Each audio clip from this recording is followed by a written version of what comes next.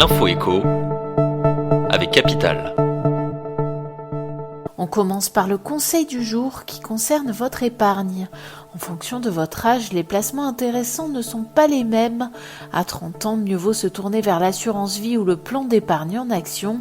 La stratégie est différente à 40 ans. Il est alors préconisé de commencer à anticiper pour sa retraite en ouvrant par exemple un plan épargne retraite. À 50 ans, si votre capital vous le permet, pourquoi ne pas tenter l'investissement locatif? Découvrez sur le site de Capital, âge par âge, quels sont les supports sur lesquels il est conseillé d'investir. On enchaîne avec la date du jour, le 10 août. Les propriétaires immobiliers ont jusqu'à cette date pour valider la déclaration de leurs biens. Après une série de problèmes informatiques, Bercy a choisi de laisser plus de temps aux propriétaires. Une nouvelle déconvenue pour l'administration fiscale, déjà contrainte à la fin juin de modifier son agenda.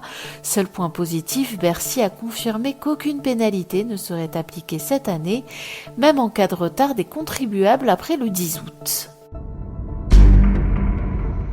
On poursuit avec le calendrier des prochaines étapes dans le programme de sauvetage de Casino. Si le distributeur a noué un accord de principe avec ses futurs repreneurs Daniel Kretinsky, Marc Ladré de la Charrière et le fonds britannique Attestor vendredi 28 juillet, la route est encore longue avant que la nouvelle équipe ne prenne les manettes.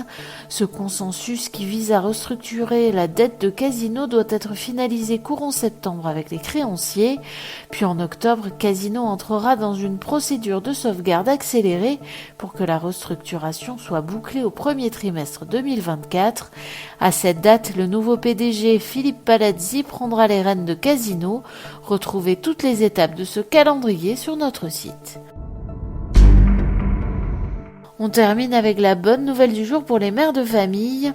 La mesure est passée un peu inaperçue, mais avec la réforme des retraites, les indemnités versées au titre du congé maternité pour des enfants nés avant 2012 seront prises en compte pour le calcul de la pension. Ce n'était pas le cas jusqu'à présent. Ces indemnités étaient comptabilisées uniquement pour les naissances à compter de 2012. Attention, la mesure concerne uniquement les femmes qui prendront leur retraite à partir du 1er septembre 2023. C'était l'info écho avec Capital.